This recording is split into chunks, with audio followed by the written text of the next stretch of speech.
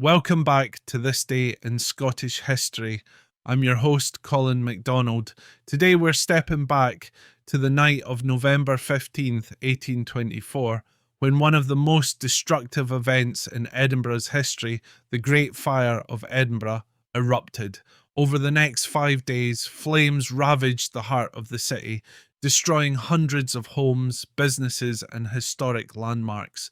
This catastrophic fire not only changed Edinburgh's skyline but also led to significant advances in firefighting and urban planning in Scotland and beyond. The Great Fire of Edinburgh began around 10 p.m. on November 15th in James Kirkwood's engraving workshop on the second floor of Old Assembly Close. The Close, a narrow alleyway off the High Street, became a death trap as flames spread with frightening speed through the densely packed wooden tenements. Edinburgh's newly formed fire brigade, led by its young firemaster James Braidwood, responded quickly. This brigade, Scotland's first permanent firefighting force, had been established only 2 months prior, making this fire its first real test. Equipped with the latest fire engines of the time, they arrived at the scene, but difficulties finding a water supply slowed down their response, allowing the fire to reach uncontrollable levels by 11 p.m. In Edinburgh's medieval Old Town, narrow closes and tightly packed multi-storey buildings created the perfect environment for the blaze to spread. The fire raced down Fish Market Close and across the roofs of high street tenements propelled by a southwesterly wind. By midnight, the Inferno had engulfed 4 tenements, threatening to consume the entire area.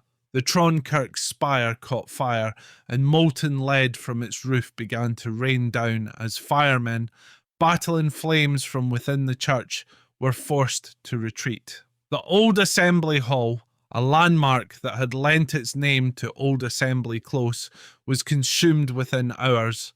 On Tuesday evening, just as the fire seemed under control, a second outbreak ignited on the top floor of an 11-storey building overlooking the Cowgate.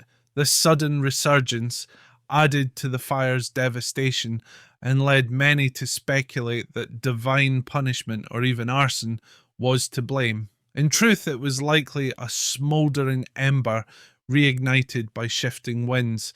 This secondary blaze threatened to consume Parliament Hall, the Law Courts, and nearby St Giles Cathedral, buildings critical to Edinburgh's civic and legal life. Throughout the night, firefighters and volunteers alike worked to save these structures, with many citizens watching from a distance, captivated by the fire's grand and terrific glow.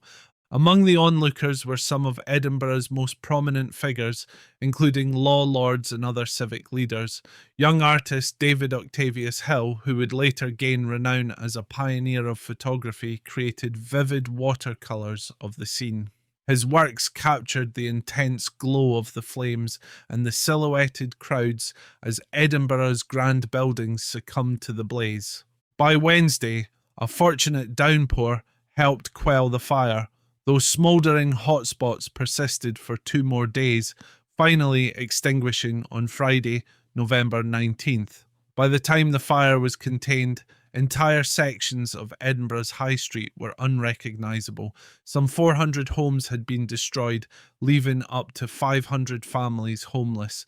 13 people, including 2 firefighters, lost their lives in the disaster, and countless others were injured. Historic buildings, including the birthplace of famed Scottish biographer James Boswell and the Edinburgh Courant newspaper office, were reduced to ashes.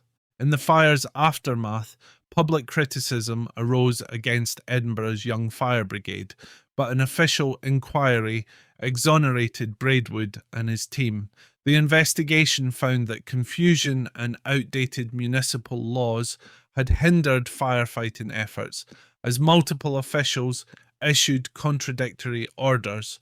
To address this, a new regulation was enacted giving the city's firemaster full authority during firefighting operations, a policy that later influenced firefighting protocols across Britain.